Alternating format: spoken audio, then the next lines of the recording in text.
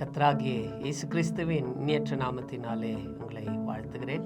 கர்த்தனாದ ಯೇಸು ಕ್ರಿಸ್ತನ ಮಧುರ ನಾಮದಲ್ಲಿ ನಿಮಗೆ ಶುಭಾಶಯ ಉಂಟಾಗಲಿ. இந்த ஜூன் மாதத்தின் முதல் நாளிலே உங்களோடு கூட பேச கர்த்தர் கொடுத்த இந்த தருணத்துக்காய் நான் நன்றி சொல்லுகிறேன். ಈ ಜೂನ್ ತಿಂಗಳ ಮೊದಲನೇ ದಿವಸದಲ್ಲಿ ನಿಮ್ಮೊಟ್ಟಿಗೆ ಮಾತನಾಡಲು ದೇವರು ಕೊಟ್ಟಂತ ಈ ಸುಸಂದರ್ಭಕ್ಕಾಗಿ ಕೃತಜ್ಞತೆಯನ್ನು ಸಲ್ಲಿಸಿಕೊಡುತ್ತೆ. இந்த மாதத்துக்கு ஒரு வாக்குத்தத்தத்தின் வார்த்தையாக உங்களோடு கூட பேச விரும்புகிறேன். ಈ ತಿಂಗಳಿಗೆ ವಾಗ್ದಾನದ ವಾಕ್ಯದೊಟ್ಟಿಗೆ ನಿಮ್ಮೊಟ್ಟಿಗೆ ಮಾತನಾಡುತ್ತೆ. நமக்கு மிகவும் பிடித்ததான ஒரு சங்கீதம், அதை அடிக்கடி நாம் வாசித்திருக்கிற சங்கீதம். ஆனாலும் கூட கர்த்தருடைய வார்த்தை இந்த மாதத்துக்கு அந்த வசனங்களை வாசித்து நாம் தியானம் செய்யலாம். ನಮ್ಮೆಲ್ಲರಿಗೆ ಕೀರ್ತನೆ ಬಹಳ ಇಷ್ಟವಾದಂಥ ಕೀರ್ತನೆ.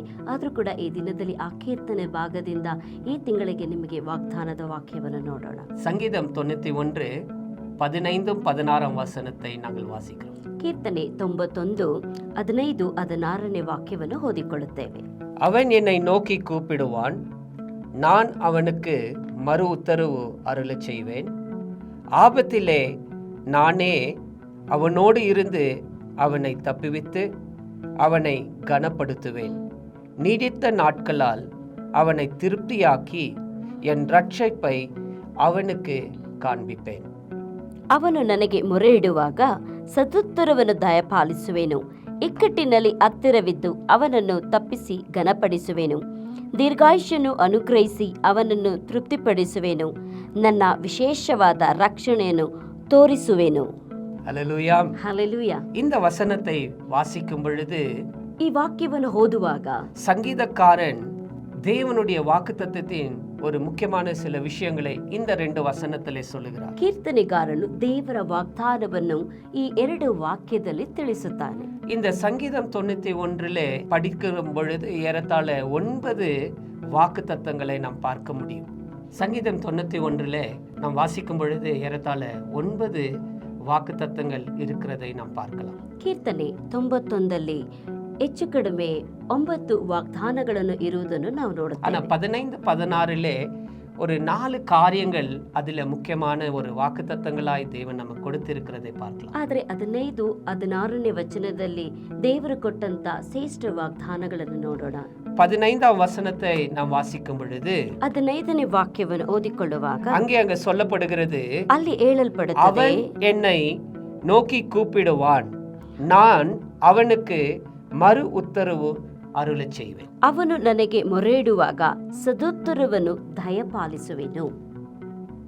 இங்கே என்ன வாக்குத்தத்தம் பார்க்கிறோம் என்று சொன்னால், ಇಲ್ಲಿ ಯಾವ ವಾಗ್ದಾನವನ್ನು ನಾವು ನೋಡುತ್ತೇವೆ நாம் ಅಂದರೆ, எந்த சூழ்நிலையில இருந்தாலும் அவரிடத்தில் நாம் வந்து கூப்பிடும் பொழுது அவர் நமக்கு பதில் கொடுக்க உடனே வருகிறார். ನಾವು ಎಂಥ ಪರಿಸ್ಥಿತಿಯಲ್ಲಿ ಇದ್ದರೂ ಕೂಡ ನಾವು ಮೊರೆ ಇಡುವಾಗ ಆತನು ನಮಗೆ ಸದುತ್ತರವನ್ನು ದಯಪಾಲಿಸುತ್ತಾರೆ. ஆண்டவர் நமக்கு பதில் கொடுக்கிறார் என்பது முதலாவது நாம் விசுவாசிக்கணும். ದೇವರು ನಮಗೆ ಸದುತ್ತರವನ್ನು ದಯಪಾಲಿಸುತ್ತಾರೆ ಎಂಬುದಾಗಿ ಮೊದಲನೇದಾಗಿ ನಾವು அந்த ನಂಬಬೇಕು. விசுவாசத்தினாலே நாம் ஜெபிக்கும் பொழுது தேவன் நமக்கு செயல்படுகிறார். ಆ ನಂಬಿಕೆಯೊಟ್ಟಿಗೆ ನಾವು ಪ್ರಾರ್ಥಿಸುವಾಗ ದೇವರು ಕಾರ್ಯವನ್ನು ನಿರ್ವಹಿಸುತ್ತಾರೆ.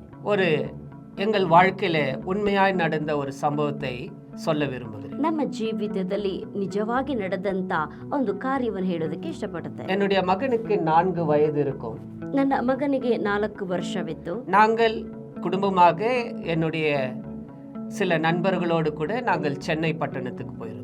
ಕುಟುಂಬವಾಗಿ ನಾವು ಚೆನ್ನೈ ಪಟ್ಟಣಕ್ಕೆ ಹೋಗಿದ್ವಿ. என்னுடைய மகனுக்கு ஒரு 4 வயசு இருக்கும். ನನ್ನ ಮಗನಿಗೆ ಒಂದು 4 ವರ್ಷವಿತ್ತು. நாங்க அந்த மெரினா பீச்சில் போயிட்டு கொஞ்ச நேரம் தண்ணியில் ஆடிட்டு இரவு வந்துடுச்சு. நாங்க எல்லாம் அங்கிருந்து புறப்பட்டு வந்தோம். ನಾವು ಮೆರಿನಾ ಬೀಚಿಗೆ ಹೋಗಿ ನೀರಲ್ಲೆಲ್ಲ ಹಾಡಿ ಕತ್ತಲೆ ಕವಿತು ಅಲ್ಲಿಂದ ನಾವು அந்த கடை வீதியில நடந்து கொண்டு வரும்போது நாங்க 2 கூட்டமா இருந்தோம். ಆ ಬೀದಿಯಲ್ಲಿ ಆ ಬೀದಿಯಲ್ಲಿ ನಡೆದು ಬರುವಾಗ ನಾವು 2 ಗುಂಪಾಗಿದ್ವಿ. என் மனைவியும் சிலரும் முன்னே இருந்தாங்க, நான் பின்னே இருந்தேன். ನನ್ನ ಹೆಂಡತಿ ಮತ್ತೆ ನನ್ನ ಸ್ನೇಹಿತರು ಮುಂದೆ ಇದ್ದರು, ನಾನು ಹಿಂದೆ ಇದ್ದೆ.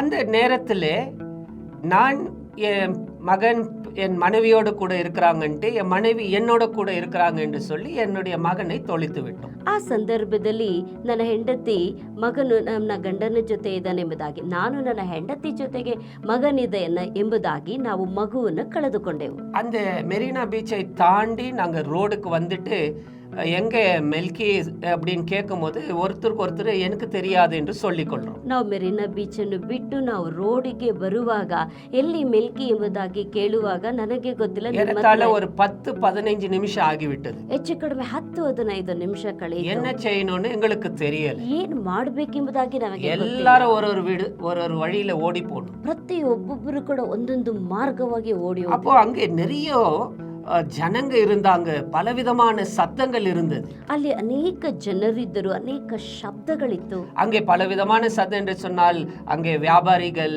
செய்கிற கூக்குரல், ஜனங்கள் பேசுகிற கூக்குரல், பலவிதமான சத்தங்கள். ಅಲ್ಲಿ ವ್ಯಾಪಾರ ಮಾಡುತ್ತಿದ್ದ ವ್ಯಾಪಾರಸ್ಥರ ಶಬ್ದಗಳು, ಅಲ್ಲಿ ಇದ್ದಂತ ಕೂಡಿದಂತ ಜನರ ಶಬ್ದಗಳಲ್ಲಿ ಬಹಳವಾಗಿ. அந்த கடைவீதியில போய் கொண்டிருக்கும் போது எப்படியாவது என் மகன் கத்துவானா, ஏதாவது அழுவானான்ற அந்த சத்தத்துக்காக நாங்க கேட்டுட்டு ஓடிட்டு இருந்தோம். ನಮ್ಮ ಮಗ ಎಲ್ಲಾದ್ರೂ ಕಿರುಚುತ್ತಾನ, ಏನಾದ್ರೂ ಶಬ್ದ ಮಾಡ್ತಾನೆ ಎಂಬುದಾಗಿ ನಾವು ಓಡಿ ಹೋದೆವು. என்ன செய்யணும்னு எங்களுக்கு தெரியல. ಏನು ಮಾಡಬೇಕೆಂಬುದಾಗಿ அவன் வெறும் 4 வயசுதான். ಅವನಿಗೆ ಬೇರೆ 4 அப்படி ವರ್ಷ. போய்க்கொண்டே இருந்தோம். கொஞ்ச நேரம் தாமதம் ஆயிட்டே இருந்தது. ಸ್ವಲ್ಪ ಸಮಯ ನಾವು ಹುಡುಕುತ್ತಾನೆ ಇದ್ವಿ. ಬಹಳ ஒரு ಸಮಯ, பயம், ஒரு யோசனை, என்னடா செய்யணும் என்று தெரியவில்லை. ಒಂದು ಭಯ, ಒಂದು ಯೋಚನೆ, ಏನು ಮಾಡಬೇಕೆಂಬುದಾಗಿ ನಮಗೆ ಗೊತ್ತಾಗ. அந்த நேரத்துல தூரத்துல இருந்து என்னுடைய மகனுடைய அழுகை சத்தம் கேட்டு, ಅಲ್ಲಿ ದೂರದಿಂದ ನನ್ನ ಮಗನ ಅಳುವ ಶಬ್ದ ಕೇಳಿ, அந்த சத்தத்தின் மத்தியிலே அந்த சத்தம் எனக்கு தெளிவாய் இது என்னுடைய மகன் சத்தம் தானே. ಅಲ್ಲಿದ್ದಂತ ಎಲ್ಲ ಶಬ್ದಗಳ ಮಧ್ಯದಲ್ಲೂ ಕೂಡ ಇದು ನನ್ನ ಮಗನ ಶಬ್ದವೇ ಎಂಬುದಾಗಿ ನನಗೆ ಚೆನ್ನಾಗಿ அந்த ಗೊತ್ತಾಯ್ತು. சத்தத்தை நோக்கி போகும்பொழுது அந்த ஒரு கடை பக்கத்திலே அங்கே ஒருவர் அங்கே அவனை வைச்சு கொண்டு இருந்தாங்க, அங்கே அழுதுட்டு இருந்தாங்க. ಅಲ್ಲಿ ಒಂದು ಅಂಗಡಿ ಇತ್ತು, ಅಲ್ಲಿ ಒಬ್ಬರು ಅವ್ರನ್ನ ಇಟ್ಕೊಂಡಿದ್ರು, ಅವನನ್ನು ಅಳುತ್ತಾ ಇದ್ದನು. இதிலிருந்து ஒரு கருத்தை நான் சொல்ல விரும்புகிறேன். ಇದರಿಂದ ಒಂದು ಅರ್ಥವನ್ನು ನಾನು ಹೇಳೋದಕ್ಕೆ ಇಷ್ಟಪಡುತ್ತೇನೆ. நம்முடைய தேவன் ನಮ್ಮ ದೇವರು நம்முடைய சத்தத்தை கூர்ந்து கவனிக்கிறவராயிருக்கிறார். ನಮ್ಮ ಶಬ್ದವನ್ನು ಬಹಳ ಗಮನ ಕೊಟ್ಟು ಕೇಳುವ நம் ದೇವರ. ஆபத்தின் நேரத்திலே, பிரச்சனை நேரத்திலே நாம் அழும் பொழுது, அவரை மேல் விசுவாசம் வைத்து கூப்பிடும் பொழுது உடனடியாக நம்முடைய சத்தம் அவருக்கு கேட்டு அவர் நம்மிடத்தில் ஓடி வருவார். ನಮ್ಮ ಆಪತ್ತಿನ ಸಮಯದಲ್ಲಿ ನಾವು ಕೂಗುವಾಗ, ಅಳುವಾಗ ಅವರು ತಕ್ಷಣವೇ ನಮಗೆ ಸದುತ್ತರವನ್ನು ಕೊಡೋದಕ್ಕೆ ಓಡಿ ಬರುತ್ತಾರೆ. ஒருவேளை என் பையன் அன்னைக்கு அழாம இருந்திருந்தா என்ன நடந்திருக்குன்னு எனக்கு தெரியும். ಒಂದು ವೇಳೆ ನನ್ನ ಮಗನು ಆ ದಿವಸ ಅಳದೆ ಇದ್ದರೆ ಏನು ಸಂಭವಿಸುತ್ತೋ ಗೊತ್ತಿಲ್ಲ.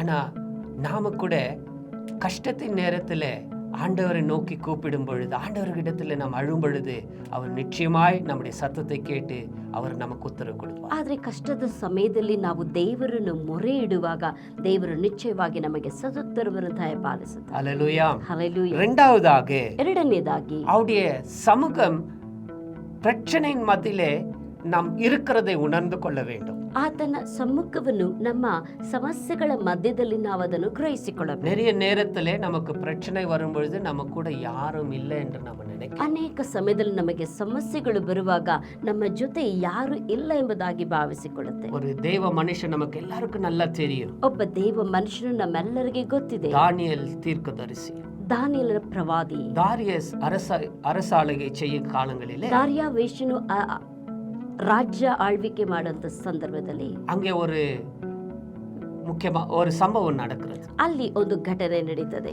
அங்கே 120 தேசத்துக்கு மேலே தானியேலும் இன்னும் 2 பேரும், அவர்கள் மூவரும் அவர்களுக்கு தலைவர்களாக இருக்கிறாங்க.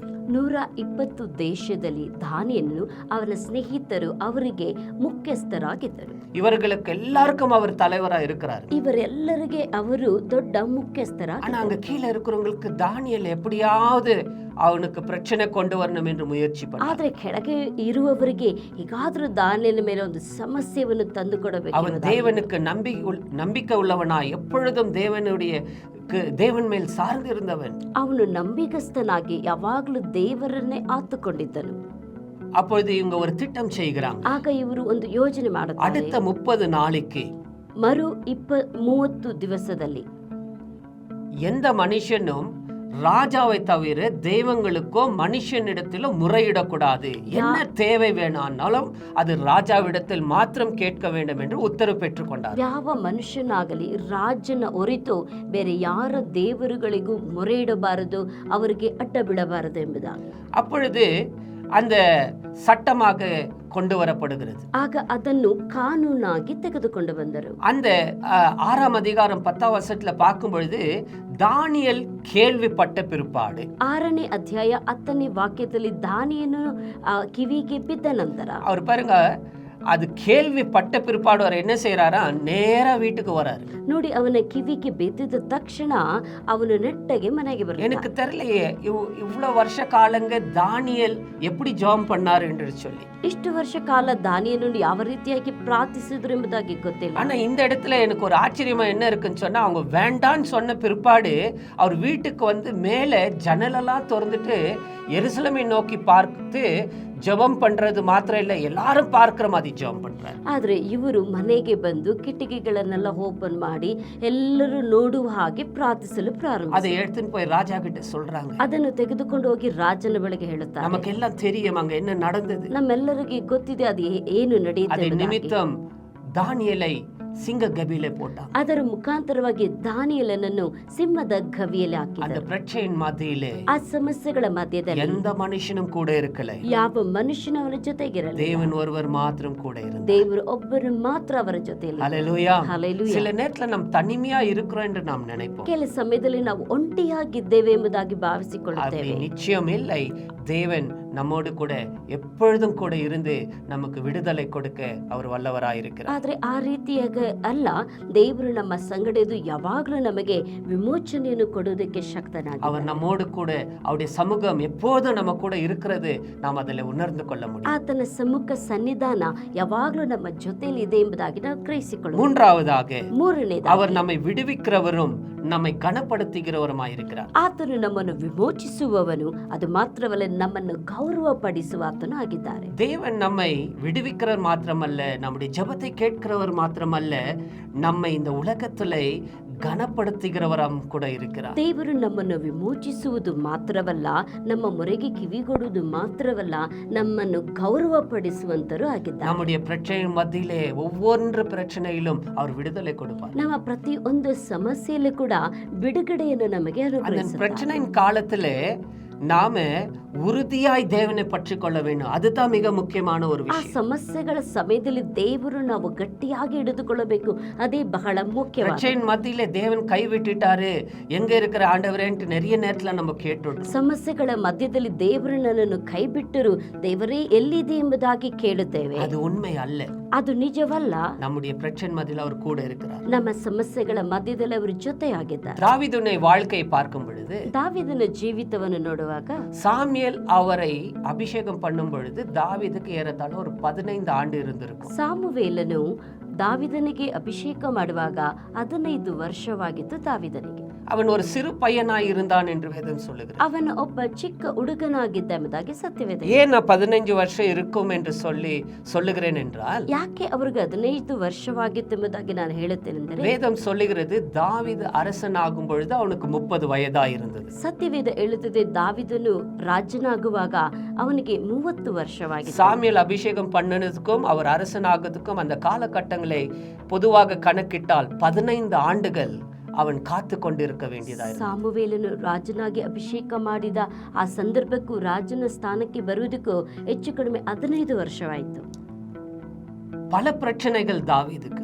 ಅನೇಕ ಸಮಸ್ಯೆಗಳು ದಾವಿದನಿಗೆ. அபிஷேகம் வந்த உடனே நான் ராஜா ஆயிடணும்னு அவர் எகிரி குதிக்கல. ಅಭಿಷೇಕ ಬಂದಿದ ತಕ್ಷಣ ನಾನು ರಾಜನಾಗಬೇಕೆಂಬುದಾಗಿ ಅವರು ಆಡಲಿಲ್ಲ. இன்னைக்கு நிறைய நேரத்துல ஆண்டவருடைய வாக்குத்தத்தம் இன்னைக்கே நடக்கணும், நாளைக்கே நடந்துரும் அப்படின்னு நம்ம யோசிக்கிறோம். ಅನೇಕ ಸಮಯದಲ್ಲಿ ನಮಗೆ ಬರುವಂತ ವಾಗ್ದಾನಗಳು ಇವತ್ತೇ ನಡೆದು ಬಿಡಬೇಕು, ನಾಳೆನೇ ನಡೆದು ಬಿಡಬೇಕೆಂಬುದಾಗಿ ಭಾವಿಸಿ சில நேரத்துல நம்ம சில பேர் சொல்றத கூட கேட்டிருக்கோம், இன்றைக்கே உனக்கு பெரிய காரியம் நடந்துரும், இன்றைக்கே ஆண்டவர் இந்த காரியத்தை செய்த நடக்கலாம், முடியாது என்று இல்லை, ஆனால் தேவனுடைய சித்தத்தின்படி நடக்கும் என்றால் சில நேரத்தில் காத்து கொண்டிருக்க வேண்டும். ಕೆಲವೊಬ್ರು ಹೇಳ್ತಾರೆ ಇವತ್ತೇ ನಡೆದು ಬಿಡುತ್ತೆ, ಹೀಗೆ ಇವಾಗಲೇ ಆಗ್ಬಿಡತ್ತೆ ಅಂತ ನಡೆಯುತ್ತೆ. ದೇವರಿಂದ ಆಗದೆ ಕಾರ್ಯ ಒಂದು ಇಲ್ಲ, ಆದ್ರೂ ಕೂಡ ದೇವರಿಗೆ ಒಂದು ಸಮಯ ಕಾಲವಿದೆ, ಅದಕ್ಕೆ ತಕ್ಕ ಹಾಗೆ ದೇವರೆಲ್ಲವನ್ನು ಮಾಡುತ್ತಾರೆ. ஹல்லேலூயா. ಹಲ್ಲೆಲೂಯಾ. தாவீது அந்த அரசனாகிறதுக்கு அந்த சூழ்நிலையில கர்த்தர் ஏற்படுத்தி கொண்டு வந்தார். ದಾವಿದನು ಅರಸನಾಗುವುದಕ್ಕೆ ದೇವರು ಆ ಪರಿಸ್ಥಿತಿಗಳನ್ನೆಲ್ಲ ಸಿದ್ಧ ಮಾಡುತ್ತಿದ್ದರು. அங்கே சவுல் அரசனாயிருந்தார், அவரை அபிஷேகம் பண்ணும் பொழுது ಅಲ್ಲಿ ದಾವೀದನನ್ನು ಅಭಿಷೇಕ ಮಾಡುವಾಗ ಸೌಲನು ರಾಜನಾಗಿದ್ದನು. சவுல் அவனை கொலை செய்யும்படிக்கு வகை தேடினான் என்று சொல்லுகிறது. ಸೌಲನು ದಾವೀದನನ್ನು ಕೊಲ್ಲುವುದಕ್ಕೆ ಹುಡುಕುತ್ತಿದ್ದನು. ஒரு நாள் 2 நாள் இல்லைங்க, ಒಂದು ದಿವಸವಲ್ಲ, 2 ದಿವಸವಲ್ಲ. வேதத்துல படிச்சு பார்க்க ஏறத்தாழ 8 வருஷம் சவுல் அவனை தொடர்ந்து சாகடிக்க முயற்சி பண்ணார். ಸತ್ಯವೇದದಲ್ಲಿ ಹೇಳಲ್ಪಟ್ಟಿದೆ, ಸೌಲನು ದಾವೀದನು 8 ವರ್ಷ ಕಾಲಗಳು ಕೊಲ್ಲಬೇಕೆಂಬುದಾಗಿ அந்த ಪ್ರಯತ್ನ, திட்டத்திலே இருந்தாருங்க அவர். ಆ ಯೋಜನೆಯಲ್ಲೇ ಇದ್ದ பல முயற்சிகளும் செய்தார். ಅನೇಕ ಪ್ರಯತ್ನ ಮಾಡಿದರು. ஆனா தேவன் கூட இருந்ததினால், ಆದ್ರೆ ದೇವರ ಜೊತೆ ಇದ್ದರೆ தன்னுடைய வாக்குத்தத்தத்தை நிறைவேற்றினது மாத்திரமல்ல, ஆபத்தின் நேரத்திலே தாவீதை விடுதலையாக்கினார். ದೇವರು ವಾಗ್ದಾನವನ್ನು ಕೊಟ್ಟದ್ದು ಮಾತ್ರವಲ್ಲ, ಆಪತ್ತಿನ ಕಾಲದಲ್ಲಿ ಅವನನ್ನು ವಿಮೋಚಿಸಿದ. அந்த 8 ஆண்டுகள் தன் மரணத்துக்கு பயந்து ஓடி ஓடி ஒளிந்தார். ಆ 8 ವರ್ಷ ಕಾಲಗಳು ತನ್ನ ಮರಣಕ್ಕಾಗಿ ಎದುರಿ ಓಡಿ ಅವಿತುಕೊಂಡನು. அந்த நேரத்தில் ஆண்டவர் அவனை பாதுகாத்தார். ಆ ಸಂದರ್ಭದಲ್ಲಿ ದೇವರು ಅವನನ್ನು ಕಾಯ್ದು ರಕ್ಷಿಸಿದ. அது மாத்திரமல்ல, ಅದು ಮಾತ್ರವಲ್ಲ, அவர் கனப்படுத்துகிற தேவனாய் இருந்ததினாலே, ಆತನು ಘನಪಡಿಸುವ ದೇವರಾಗಿರೋದರಿಂದ மேய்ப்பனாயிருந்த சாதாரண ஆடு மேய்க்கிறவனை தேசத்துக்கு ராஜாவாய் மாற்றி, ಸಾಧಾರಣವಾಗಿ ಕುರಿ ಮೇಯಿಸುತ್ತಿದ್ದವನನ್ನು ದೇಶಕ್ಕೆ ರಾಜನಾಗಿ ಬದಲಾಯಿಸಿ. ஆம் தேவ பிள்ளையே, ಹೌದು ದೇವರ ಮಕ್ಕಳೇ, நீங்களும் நானும் கர்த்தருடைய கரத்திலே காத்து கொண்டிருக்கணும். ನೀವು ನಾನು ಕರ್ತನ ಹಸ್ತದಲ್ಲಿ ಕಾಯುತ್ತಾ ಇರಬೇಕು. சில நேரத்திலே நமக்கு உடனே வராது.